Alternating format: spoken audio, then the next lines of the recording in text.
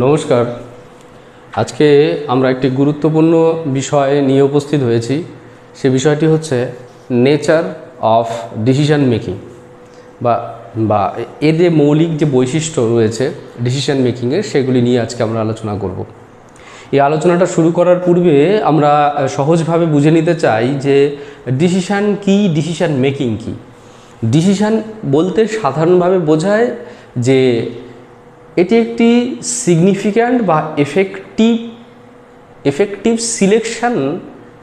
Selection of way or approach or strategy, যে approach বা way or স্ট্র্যাটেজিটি মূলত কোনো স্পেসিফিক অ্যাকশান করতে সাহায্য করবে। এই অ্যাকশানটা কেন করবে না, তো গোল বা অবজেক্টিভ ফুলফিল করার জন্য। অর্থাৎ ব্যক্তির কোনো উদ্দেশ্য রয়েছে, ব্যক্তি কোনো একটা সিচুয়েশানে পড়েছে বা কোনো একটা সমস্যায় পড়েছে, তার উদ্দেশ্য হচ্ছে সে সমস্যা থেকে নিজেকে বের করে নিয়ে আসা বা নিজের যে অ্যাডাপ্টেবিলিটি সেটাকে স্ট্যাবলিশ করা বা সেটাকে প্রপারলি ইউটিলাইজ করা। এই রকম পরিস্থিতিতে, অর্থাৎ এই প্রবলেমেটিক সিচুয়েশানে যখন ব্যক্তির সামনে দুই বা তার বেশি অল্টারনেটিভ হিসেবে বিভিন্ন প্রক্রিয়া বা বিভিন্ন রকমের অ্যাপ্রোচ বা স্ট্র্যাটেজি যখন আসবে, এই পরিস্থিতিতে ব্যক্তি যখন সিস্টেমেটিক্যালি সেই অ্যাপ্রোচ বা সেই প্রসেস বা স্ট্র্যাটেজি বা মেকানিজমের মধ্য থেকে অ্যাপ্রোপ্রিয়েট অ্যাপ্রোচ বা স্ট্র্যাটেজি বা মেকানিজমটাকে সিলেক্ট করবে, সেই যে অ্যাপ্রোপ্রিয়েট সিলেক্টেড অ্যাপ্রোচ, হ্যাঁ, যেটা কোনো অ্যাকশানের জন্য দরকার, সেটাই হচ্ছে সিদ্ধান্ত, সেটাই হচ্ছে ডিসিশন। আর সেই সিদ্ধান্ত বা ডিসিশন নেওয়ার জন্য যে technical or scientific process or organized process, সেই প্রসেসটাকে বলা হচ্ছে ডিসিশন মেকিং। অর্থাৎ decision making is a scientific, technical, organized, systematic process to select appropriate alternative from different alternatives based on significant analysis and judgment of the different capabilities and the factors of a situations or a different fundamental component of the alternatives. ঠিক আছে, তো এই হচ্ছে decision making. তো সাধারণভাবে আমাদেরকে মনে রাখা দরকার যে প্রত্যেকটা ব্যক্তি, প্রত্যেকটি গোষ্ঠী বা প্রত্যেকটি দল বা প্রত্যেকটি সংগঠনের ক্ষেত্রে এই সিদ্ধান্ত নেওয়াটা অত্যন্ত আবশ্যক। অর্থাৎ প্রত্যেকটা ক্ষেত্রে সিদ্ধান্ত আমাদেরকে নিতে হয়। অর্থাৎ ব্যক্তি হিসেবে দৈনন্দিন জীবনে প্রতিটি মুহূর্তে কিছু না কিছু সিদ্ধান্ত নিতে হয়। কিছু সিদ্ধান্ত আমরা যেগুলো নিয়ে থাকি সেগুলো হচ্ছে হ্যাবিচুয়েটেড ওয়েতে আমরা নিয়ে থাকি। কিছু সিদ্ধান্ত রয়েছে যেগুলো আমরা অটোমেটিক্যালি নিয়ে থাকি based on the previous experience, based on the previous knowledge আর ডিফারেন্ট অ্যাটিটিউডিনাল ভ্যালু। হ্যাঁ, নিজের যে বিভিন্ন রকম অ্যাটিটিউড থাকে, নিজের যে প্রিভিয়াস কালচার থাকছে, হ্যাঁ, সেই সমস্ত বিষয়গুলির উপর আমরা সিদ্ধান্ত নিয়ে থাকি। কারণ আমাদেরকে মনে রাখতে হবে যে সিদ্ধান্ত ছাড়া আমরা অ্যাপ্রোপ্রিয়েট মুভ করতে পারি না বা অ্যাকশান করতে পারি না। আর আমাদেরকে বেঁচে থাকার জন্য প্রতিটা মুহূর্তে কিছু না কিছু অ্যাকশান বা মুভমেন্ট করতে হয়। সেই অ্যাপ্রোচ, সেই মুভমেন্টের জন্য বা সেই অ্যাকশানের জন্য আমাদেরকে সিদ্ধান্ত নিতে হবে। তাহলে যে সিদ্ধান্ত নেওয়ার যে বিষয়টি কিভাবে হবে, সিদ্ধান্ত আমরা কিভাবে নেব, তাহলে সিদ্ধান্ত নিতে গেলে যেটা বলছিলাম সেটা হচ্ছে যে আমরা ব্যক্তি হিসেবে আমরা প্রতি মুহূর্তে কিছু না কিছু সিদ্ধান্ত নিয়ে থাকি। গোষ্ঠীর ক্ষেত্রেও গোষ্ঠীর স্বার্থ বা দলের স্বার্থকে যথার্থভাবে পূরণ করার জন্য বা চরিতার্থ করার জন্য দলকেও বিভিন্ন ক্ষেত্রে বা সংগঠনকেও বা গোষ্ঠীকেও বিভিন্নভাবে সিদ্ধান্ত নিতে হয়। হ্যাঁ, এই যে সিদ্ধান্ত নেওয়ার যে বিষয়টি, সেটা অত্যন্ত তাৎপর্যপূর্ণ একটি বিষয়। আজকে আমরা আলোচনা করব এই সিদ্ধান্ত নেওয়ার বিষয়টি, অর্থাৎ ডিসিশন মেকিংয়ের কী নেচার রয়েছে, এসেনশিয়াল নেচার কী রয়েছে, সেগুলো সম্পর্কে আজকে আমরা আলোচনা করব। তাহলে শুরু করা যাক। ডিসিশন মেকিং সম্পর্কে বলতে গিয়ে প্রথমে বলেছি ইট is A cognitive process. Decision making কোনো এক্সটার্নাল প্রসেস নয়, এটা হচ্ছে কগনিটিভ প্রসেস। এখানে আমরা একটু বুঝে নিতে চাই যে কগনিটিভ প্রসেস বলতে সাধারণভাবে কি বুঝে থাকি। কগনিটিভ প্রসেস বলতে সাধারণভাবে আমরা যেটা বুঝি সেটা হচ্ছে যে মানুষের একজন ব্যক্তির যেমন ফিজিক্যাল সিস্টেম রয়েছে অর্থাৎ দেহতন্ত্র রয়েছে, ঠিক একই রকমভাবে মানসিক তন্ত্রও রয়েছে, মেন্টাল প্রসেস রয়েছে বা সাইকোলজিক্যাল প্রসেস রয়েছে। তো সাইকোলজিক্যাল প্রসেসের মধ্যে সাইকোলজিক্যাল প্রসেসের একটি গুরুত্বপূর্ণ জায়গা হচ্ছে ব্রেন অর কগনিটিভ সেক্টর। কগনিশনটা কি? এই ব্রেন বা মস্তিষ্ক বা সাইকোলজিক্যাল ফিল্ডের যে সমস্ত কাজগুলি অপারেট হয়ে থাকে, যে সমস্ত কাজগুলো হয়ে থাকে, সেই কাজগুলোকে আমরা দুটো বেসিক ডাইমেনশনে ভাগ করতে পারি। একটা হচ্ছে আবেগজনিত বিষয় আর আবেগজনিত ক্ষেত্র বা আফেক্টিভ ডোমেইন আর আফেক্টিভ সেক্টর। আরেকটা হচ্ছে কগনিটিভ ডোমেইন বা একটা নলেজ রিলেটেড বা ইনফরমেশন রিলেটেড সেক্টর। একটা হচ্ছে নলেজ সেক্টর, অর্থাৎ বলা যেতে পারে যে আমাদের হিউম্যান সাইকোলজি বা হিউম্যান ব্রেনের যে দুটো গুরুত্বপূর্ণ দিক রয়েছে, দুটো গুরুত্বপূর্ণ ফাংশনস রয়েছে বা দু রকমের ইনফরমেশন বা দু রকমের বিষয়বস্তু কিন্তু এই সাইকোলজিক্যাল ফিল্ডে রয়েছে, যেগুলো হয়ে থাকে বা বলা যেতে পারে সেখানকার কাঁচামাল হিসেবে কাজ করে বা বলা যেতে পারে সেখানকার প্রসেস রেগুলেটিং ফোর্স হিসেবে কাজ করে। একটা সেক্টর হচ্ছে নলেজ বা ইনফরমেশন, আর একটা সেক্টর হচ্ছে ইমোশনস বা আবেগ। তাহলে একটা সেক্টর হচ্ছে ইমোশনস বা আবেগের জায়গা থেকে বিষয়গুলোকে চর্চা করা, সেগুলোকে ফোকাস করা, সেগুলোকে এক্সারসাইজ করা। আরেকটি জায়গা কি কাজ করে থাকে, সেখানে নলেজ নিয়ে এক্সারসাইজ হয়, ইনফরমেশন নিয়ে এক্সারসাইজ হয়। তাহলে এই যে নলেজ নিয়ে এক্সারসাইজ করা বা ইনফরমেশন নিয়ে এক্সারসাইজ করার যে জায়গাটি, সেটিকে বলা হচ্ছে কগনিটিভ সেক্টর বা কগনিটিভ প্রসেস। অর্থাৎ যেখানে কি হবে, এই কগনিশনের কাজটা, অর্থাৎ হিউম্যান সাইকোলজির এমন একটা ফিল্ড বা হিউম্যান সাইকোলজি এমন একটা গুরুত্বপূর্ণ এক্সারসাইজ বা গুরুত্বপূর্ণ কাজ হচ্ছে এক্সারসাইজিং অফ নলেজ আর exercising of information, that is cognitive process. তো ডিসিশন মেকিংয়ের ক্ষেত্রে বা ডিসিশন মেকিং হচ্ছে এরকম একটা কগনিটিভ প্রসেস। এটা কোনো এক্সটার্নাল প্রসেস নয়, এটা কোনো ইমোশনাল প্রসেস নয়। এটা কি? এটা হচ্ছে কগনিটিভ প্রসেস। এই কগনিটিভ প্রসেসটা কেন না, তো এই প্রসেসটা অর্থাৎ এই যে বিভিন্ন অল্টারনেটিভের মধ্যে অ্যাপ্রোপ্রিয়েট অল্টারনেটিভ সিলেক্ট করার জন্য আমার কিন্তু জ্ঞানের প্রয়োজনীয়তা রয়েছে, ইনফরমেশনের প্রয়োজনীয়তা রয়েছে। তো ইনফরমেশন আমরা কি পেতে পারি, যে বিভিন্ন প্রিভিয়াস ইনফরমেশন বা প্রিভিয়াস নলেজ আমরা গ্যাদার করতে পারি বা আমাদের থাকতে পারে। বিভিন্ন এক্সপার্টের সাথে কনসাল্ট করার মাধ্যমে সেই ইনফরমেশনগুলো প্রিভিয়াসলি আমাদের কাছে আসতে পারে বা থাকতে পারে। আবার কি হচ্ছে, ইনস্ট্যান্ট কোনো সিচুয়েশনে যখন আমরা পড়ি, সেই ইনস্ট্যান্ট সিচুয়েশনে যে অল্টারনেটিভগুলো আমাদের সামনে আসে, সেই অল্টারনেটিভগুলো সম্পর্কে প্রপার অ্যাক্সেস করি, প্রপার ইনফরমেশন গ্যাদার করা বা অ্যাপ্রোপ্রিয়েট ডেটা কালেক্ট করার পরে, সেই ডেটাগুলোকে অ্যানালাইসিস করার পরে, সেগুলোকে ইভ্যালুয়েট করার পরে যে যখন আমরা জাজমেন্ট করি বা সিদ্ধান্তে যাই, সেভাবেও কিন্তু আমরা ডিসিশন নিয়ে থাকি। তাহলে এই যে যত বিষয়গুলি হচ্ছে, অর্থাৎ আমরা যদি প্রিভিয়াস এক্সপিরিয়েন্স আমাদের থাকে বা নলেজ থাকে, সেটাও কিন্তু নলেজ ফিল্ড বা কগনিটিভ ফিল্ডের অংশ।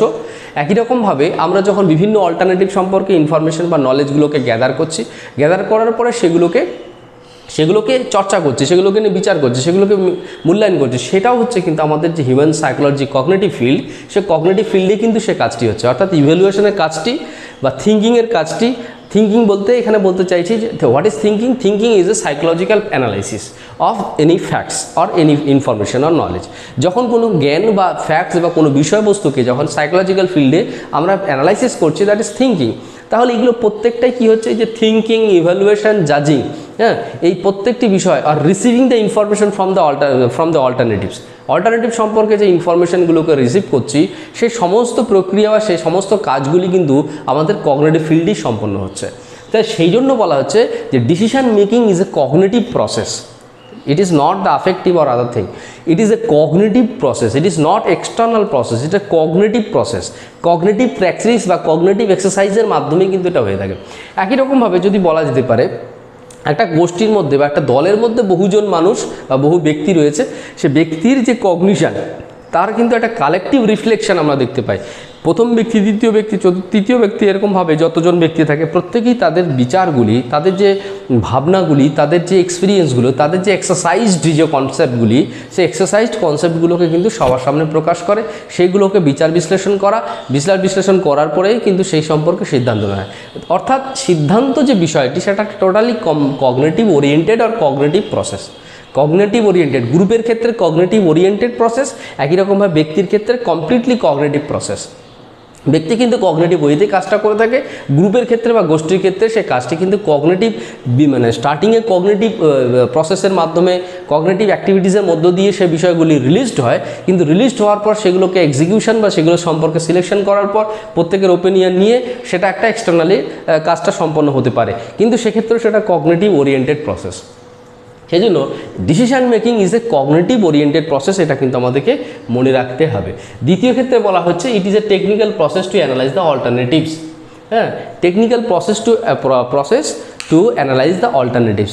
যখন ডিসিশন মেকিংয়ের প্রয়োজনীয়তা কখন হয়, ডিসিশন আমরা কখন নেব, ডিসিশন আমরা তখনই নেব বা তার প্রয়োজনীয়তা তখনই হবে যখন কোনো একটা কাজ করতে গিয়ে আমরা কোনো রকমের রেসিস্টেন্স বা কোনো বাধা সম্মুখীন হচ্ছি এবং সে বাধাটাকে ওভারকাম করতে চাই, সেই বাধাটাকে পেরিয়ে যেতে চাই। তাহলে অবস্টাকলস বা যে রেসিস্টেন্সটা আমার সামনে এসছে সেটাকে পেরিয়ে যেতে গেলে দেখা যাচ্ছে সেটা আমি কীভাবে পেরোবো।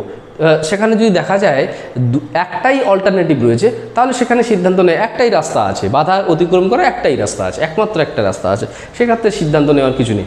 কিন্তু যদি দেখা যায় দুটো বা তার বেশি রাস্তা রয়েছে, দুই বা তার বেশি প্রক্রিয়া রয়েছে, অ্যাপ্রোচ রয়েছে, তাহলে সেখানে আমাকে ঠিক করতে হবে যে কোন রাস্তাটা ঠিকঠাক হবে, কোন রাস্তাটা আমার জন্য উপযুক্ত হবে, আমার যা সামর্থ্য রয়েছে, আমার যা ক্ষমতা রয়েছে তার উপর ভিত্তি করে হুইচ প্রসেস আর which way is very significant আর এফেক্টিভ, এটা কিন্তু আমাদেরকে মাথায় রাখতে হবে।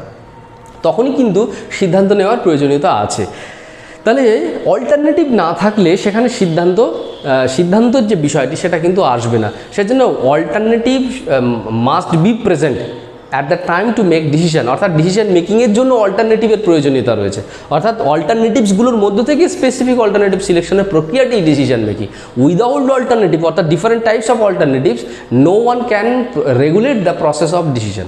হ্যাঁ, সেই জন্য কী বলা হচ্ছে, ডিসিশন মেকিংয়ের কাজটা কিন্তু একটা সিঙ্গেল অল্টারনেটিভকে নিয়ে তার উপর ভিত্তি করে অ্যানালাইসিস ডিসিশন মেকিংয়ের কাজটি হয় না।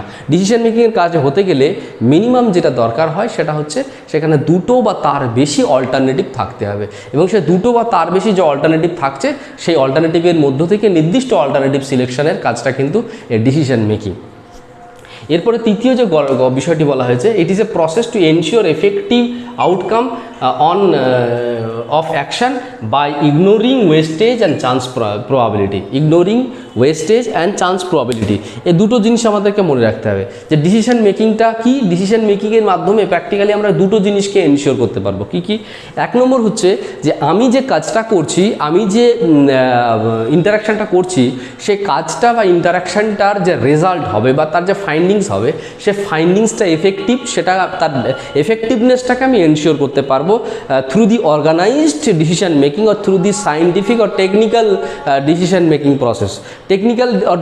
টেকনিক্যাল ডিসিশন মেকিং প্রসেসের মাধ্যমে কিন্তু আমরা কি করতে পারবো, আমরা কিন্তু আমাদের যে রেজাল্ট মানে অ্যাকশানের যে রেজাল্ট বা ফাইন্ডিংস বা আউটকাম সেটাকে কিন্তু এফেক্টিভ লেভেলে বা সিগনিফিক্যান্ট লেভেলে সেটাকে কিন্তু আমি এনশিওর করতে পারবো বা নিশ্চিত করতে পারবো। এই একটা গুরুত্বপূর্ণ কাজ যেমন করতে পারবো, দ্বিতীয় গুরুত্বপূর্ণ কাজটি আমি কি করতে পারবো, দ্বিতীয় গুরুত্বপূর্ণ কাজ হচ্ছে যখন কোনো রকম ডিসিশন না নিয়ে আমি কোনো অল্টারনেটিভকে ফাইনাল করছি, তখন কিন্তু দেখা যাচ্ছে সেখানে কিন্তু আমার বিভিন্ন রকমের ওয়েস্টেজের প্রবাবিলিটি থাকছে। সেখানে চান্স ফ্যাক্টর কাজ করছে বলে বিভিন্ন রকমের বা বিভিন্ন ধরনের ওয়েস্টেজের প্রবাবিলিটি রয়েছে। ওয়েস্টেজের প্রবাবিলিটি মানে কি, সেখানে এমন হতে পারে যে অ্যাকশানটা আমি করছি সে অ্যাকশানটা এরকম হতেও পারে, নাও হতে পারে যে সেটা সিগনিফিক্যান্ট রেজাল্ট দেবে বা সিগনিফিক্যান্ট ওয়েতে আমাকে প্রবলেমটাকে ওভারকাম করতে সাহায্য করবে, এটা হতেও পারে, নাও হতে পারে। সেজন্য বলা হচ্ছে এখানে কিন্তু চান্স ফ্যাক্টর কাজ করছে। সেজন্য ব্যক্তি যিনি বা কোন সংগঠন যিনি সিদ্ধান্ত নিচ্ছেন, সেই সিদ্ধান্তটার কিন্তু কোনো রকমের কনফিডেন্স থাকছে না।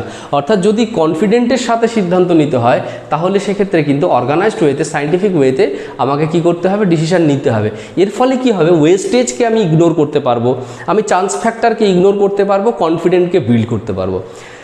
তাহলে দুটো গুরুত্বপূর্ণ বিষয় বললাম কি, একটা হচ্ছে যে ডিসিশন মেকিংয়ের মাধ্যমে, সায়েন্টিফিক আর টেকনিক্যাল ডিসিশন মেকিংয়ের মাধ্যমে আমরা আমাদের কাজের যে আউটকাম, আমরা কাজের যে রেজাল্ট বা কাজের যে ফাইন্ডিংস, সেটাকে কিন্তু একটা সিগনিফিক্যান্ট লেভেলে আমি কিন্তু এনশিওর করতে পারবো বা এফেক্টিভনেসটাকে আমি এনশিওর করতে পারবো। পাশাপাশি আমার যে ওয়েস্টেজ অফ রিসোর্স এর যে জায়গাটা, যে বিভিন্ন রকমের সম্পদ যে অপচয় হওয়ার যে সম্ভাবনা রয়েছে, সেটাকে আমি ইগনোর করতে পারবো।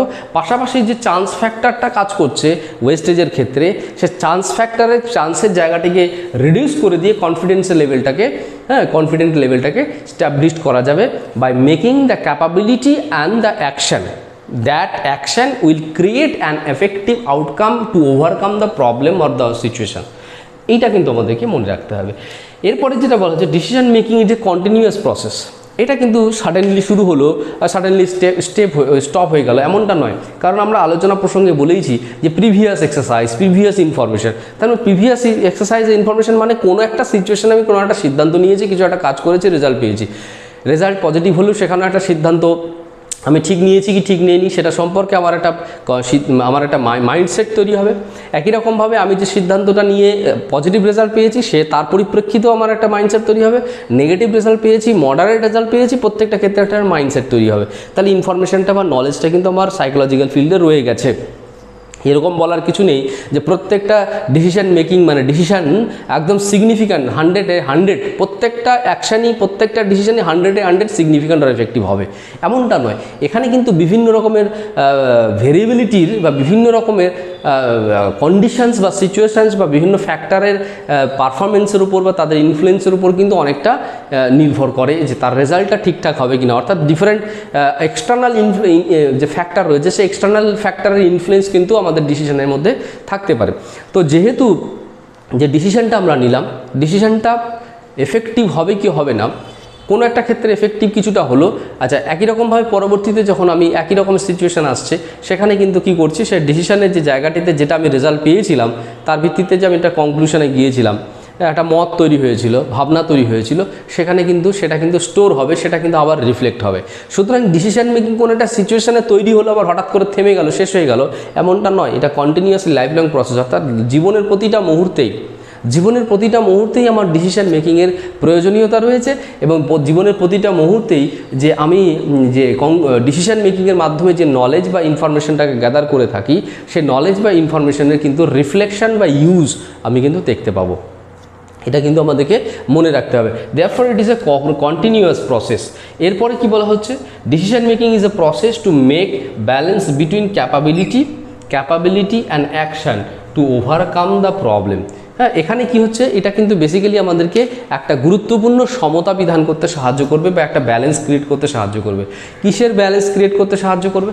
আমার কাজ করার কী কী প্রবাবিলিটি রয়েছে, অর্থাৎ ক্যাপাবিলিটি কী কী রয়েছে, আমি কী কী কাজ করতে পারি, হ্যাঁ আমি কত রকমের কাজ করতে পারি, সেই ক্যাপাবিলিটির জায়গাটা সাথে পাশাপাশি আমি যে অ্যাকশানটা করব, অর্থাৎ কোনো একটা প্রবলেমে যে বিষয়গুলো আমার সামনে তুলে ধরছে, সে প্রবলেমে যখন আমি নিজেকে যোগ্য করে তুলতে চাইছি বা সুটেবল করে তুলতে চাইছি, সেই প্রবলেমে আমি আমার যে এবিলিটি নয় অ্যাকচুয়ালি ক্যাপাবিলিটি এবং অ্যাকশান, এই ক্যাপাবিলিটি এবং অ্যাকশনের মধ্যে কিন্তু অ্যাপ্রোপ্রিয়েট ওয়েতে আমাকে মুভ করতে সাহায্য করবে বা ব্যালেন্স করতে সাহায্য করবে। তার decision making is a process to make balance between capability and action.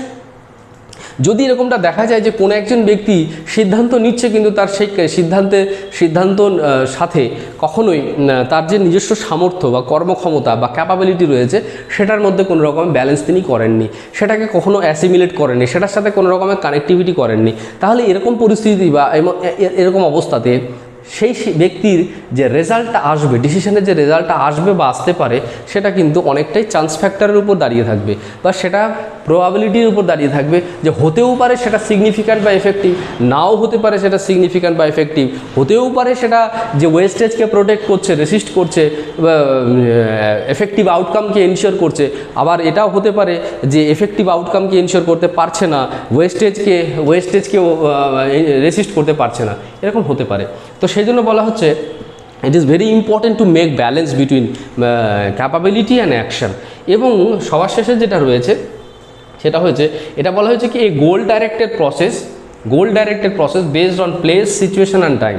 হ্যাঁ, এখানে বলা হচ্ছে স্থান, পরিস্থিতি এবং সময়ের ওপর ভিত্তি করেই কিন্তু আমরা এই ডিসিশন মেকিংয়ের কাজটি বা ডিসিশন নেওয়ার কাজটি আমরা করে থাকি। মূলত এই কাজটি কিন্তু হ্যাপাজার্ড এবং হঠাৎ করে মনে হলো করে দিলাম এমনটা নয়, এটা কমপ্লিটলি গোল ওরিয়েন্টেড, এটা অবজেক্টিভ ওরিয়েন্টেড। হ্যাঁ, গোল ওরিয়েন্টেড বা টার্গেট ওরিয়েন্টেড বা অবজেক্টিভ ওরিয়েন্টেড কিন্তু একটা প্রসেস, এটা হ্যাপাজার্ড প্রসেস নয়। এই অবজেক্টিভগুলো আমাদের জেনারেট হয় কিসে, এই যে বিভিন্ন রকম সিচুয়েশানস যখন আমার কাছে আসছে, ডিফারেন্ট টাইপস অফ সিচুয়েশানস যখন আমার সামনে আসছে, তখন আমি কিন্তু বিভিন্ন রকমভাবে সেই সিচুয়েশানসগুলোতে আমি ডিসিশান নিচ্ছি বা সেখানে নিজেকে যোগ্য করার চেষ্টা করছি। একই রকমভাবে বিভিন্ন প্লেসে বিভিন্ন প্লেস বিভিন্ন রকমভাবে আমার সামনে আসছে, বা যখন বিভিন্ন প্লেসে আমি নিজেকে মুভ করছি বা রান করছি, সেখানে আমি বিভিন্ন প্লেসের যে নেচার, তার যে বিভিন্ন রকমের ভেরিয়েবিলিটি, সেই জায়গাগুলির উপর ভিত্তি করেও কিন্তু আমি সিদ্ধান্ত নিয়ে থাকি। তাহলে সিচুয়েশানস, টাইম অ্যান্ড প্লেস, প্রত্যেকটা সময়ও একটা গুরুত্বপূর্ণ ব্যাপার। প্রতিটা মুহূর্তে কিছু না কিছু আমার কাছে প্রবলেম বিভিন্ন রূপে বা বিভিন্নভাবে আসতে পারে। তাহলে সময়, পরিস্থিতি এবং আরেকটা হচ্ছে স্থান, সময়, স্থান, পরিস্থিতি, এই তিনটে গুরুত্বপূর্ণ যে বিষয়, তার ভিত্তিতে কিন্তু আমরা গোল ওরিয়েন্টেড অ্যাকশান করার জন্য, উদ্দেশ্যভিত্তিক কাজ করার জন্য, উদ্দেশ্যভিত্তিক মুভ করার জন্য মূলত আমরা ডিসিশান নিয়ে থাকি, বা তার জন্যই কিন্তু ডিসিশান মেকিংয়ের প্রয়োজনীয়তা বা আবশ্যিকতা রয়েছে। ডিসিশন মেকিংটা এতটাই তাৎপর্যপূর্ণ বা সিগনিফিক্যান্ট, যেটা সম্পর্কে আমাদের কিন্তু একটা স্ট্রাকচার্ড কনসেপ্ট বা একটা সিগনিফিক্যান্ট কনসেপ্ট কিন্তু আমাদের থাকা দরকার। এই স্ট্রাকচার্ড বা সিগনিফিক্যান্ট কনসেপ্ট ছাড়া আমরা কিন্তু অ্যাপ্রোপ্রিয়েট আউটকামকে এনশিওর করতে পারবো না, বা ওয়েস্টেজ অফ রিসোর্সেস কিন্তু আমরা রেসিস্ট করতে পারবো না। Therefore it is very important to conceptualise structured decision making process. ঠিক আছে, যাই হোক, আজকে আমরা এরকম ডিসিশন মেকিং প্রসেসের বা ডিসিশন মেকিংয়ের যে বেসিক নেচার রয়েছে, সেই নেচার সম্পর্কে আমরা আলোচনা করলাম। আপনারা মনোযোগ সহকারে শুনছিলেন, তার জন্য আপনাদেরকে অসংখ্য ধন্যবাদ।